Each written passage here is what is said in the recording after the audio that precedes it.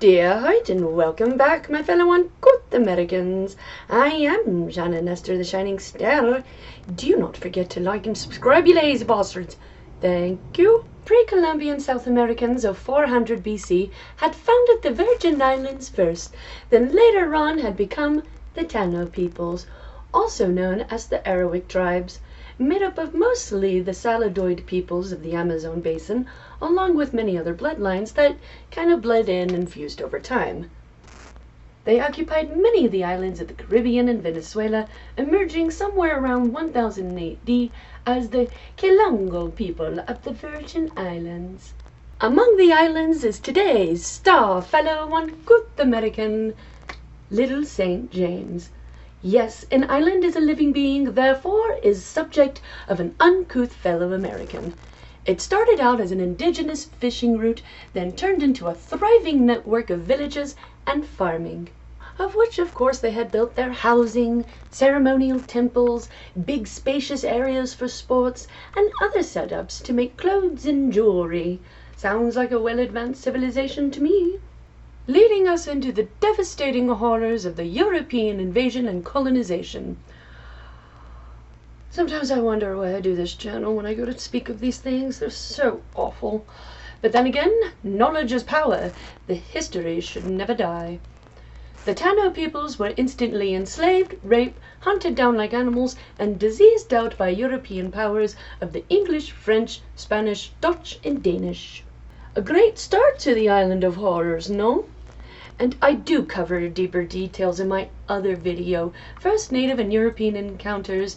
Go and check them out. I added that link down below. Among all the fighting over these islands, Little St. James has left the modern world with some slightly confusing records. The closest I personally could find is when the Spanish had settled the Virgin Islands in about 1555, after most of the Taino had been killed.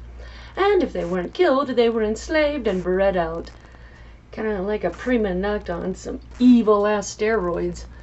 And after the dust had settled and the Spaniards got cozy, they immediately started construction on, I give you a hint, slave houses and sugar mills for rum. Enter the pirate era, where large countries would pay cutthroat pirates to steal from each other's ships and bring them to the islands. For instance, the English had Capitan Morgan before he became governor of Jamaica. The Spanish had Miguel Enriquez. Hola. And the Danish had Black Sam Bellamy. Why don't you come up and plunder me sometime, honey?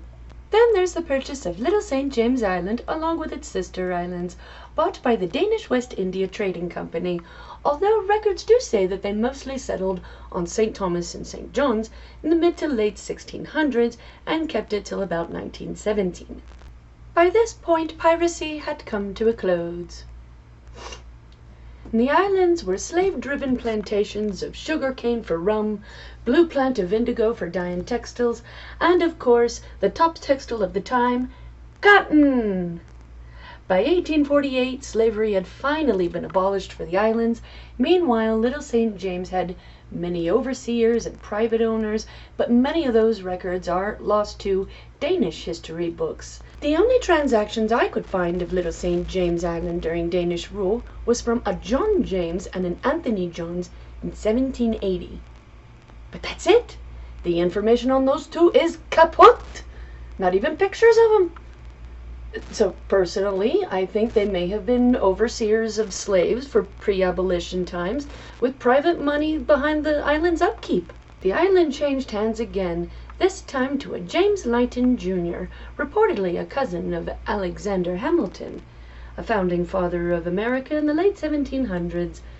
Couldn't find a picture of Lytton. This is the best I could come up with. Sorry. Hamilton was also part of major slave trades at the time. Lytton, however, lived on the islands until death of 1801, and evidence suggested that he simply had a smaller farm going on and lived on the islands as a basic resident. My theory is Hamilton wanted a trusted person on the island to help understand what was going on with the trade routes. But that's my opinion. If you have any knowledge of these older owners, please drop it in the comments. Keep it respectful, people, and hit that like and subscribe button while you're at it. Thank you. America was next to purchase the island in 1917 as part of the U.S. Virgin Islands. Leave it to America to buy a 12-pack of islands like it's Costco. And in the name of war at that. Yes, indeed, darlings, the U.S. Navy controlled the Virgin Islands. They had bought the islands from Denmark in 1917 for a cool $25 million. The islands were strategically bought for the U.S. to maintain control in the Caribbean. The Navy had initially governed the islands until 1931. Excuse me. Then it was under the control of the Department of the Interior, not only modernizing a great deal of the towns and ports, they had also built radio towers and bomb bunkers. By 1932, the island locals were considered U.S. citizens and finally got the right to vote for their governors in 1970.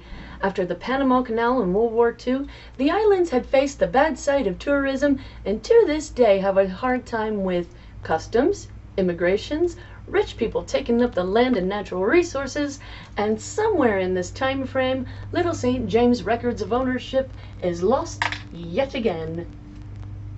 This is a fun little clip I found.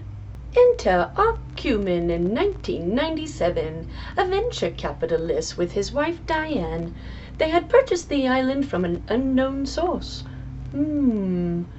The Cumins used it for vacations and holiday retreats. Ark is known for his company, Ark Venture Partners in Chicago, Illinois, and a venture capital firm that focuses on developing and maintaining relationship with corporate partners. In other words, they will wheel and deal in industries that believe will make the market, from technology to scientific breakthroughs, including big pharma products, which can result in big fat checks to anyone who makes a new pill. And as far as what he built on the island a year before selling it, not a clue. Public records did not say, but it did sell for $8 million to, you guessed it, Lord Petermort. The purchase was made possible by Ark Venture Partners, shell company with a guy named Robert Nels or something like that, and the infamous tax advice from LSJ and LLC, all protecting the investments of the islands. He had bought it way less than World War II's $25 million. Including Big St. James in this as well, making one wonder what other naughty things the islands are being used for. Lord Petermort took this beautiful island and made it the center focus of many a concerned people worldwide. He somehow was getting children to the island undetected, even with all the corporate money trails. I am blind! There he had built many an odd structure, such as the infamous temple, a helipad, a private dock, a gas station, a high-capacity water filtration system, multiple swimming pools, a gym, 3 private beaches, and a tiki hut. So I wonder who was hired to maintain all of that shiza. Seriously, unless the kids were maintaining it, there were others on this island other than him. Just saying, darlings. But moving on, this is about the island itself, of course. The current owner is now Stephen Deckoff, founder of SD Investments LLC and Black Diamond Capital Management. Mr. Deckoff plans to cover the islands in a high-end 25-room resort. He paid $60 million. What a fetching way to cover up all that sin, no? On a side and final note, please find and enjoy this movie behind me. Honestly, it watches like any other action drama. This one just so happens to be based on a true story. And a silent shout out to this organization. I can't say the name or the video won't be suggested as much as the others. Now go show your support by following their pages. Links are below. With this, I am done for today, darlings. You all know how this works, darlings. Grab thy vices for the day and slenty to the life and beauty of this ancient island, Little St. James, and to those lost to its secrets. May truth and justice find its way, and peace find this island once more.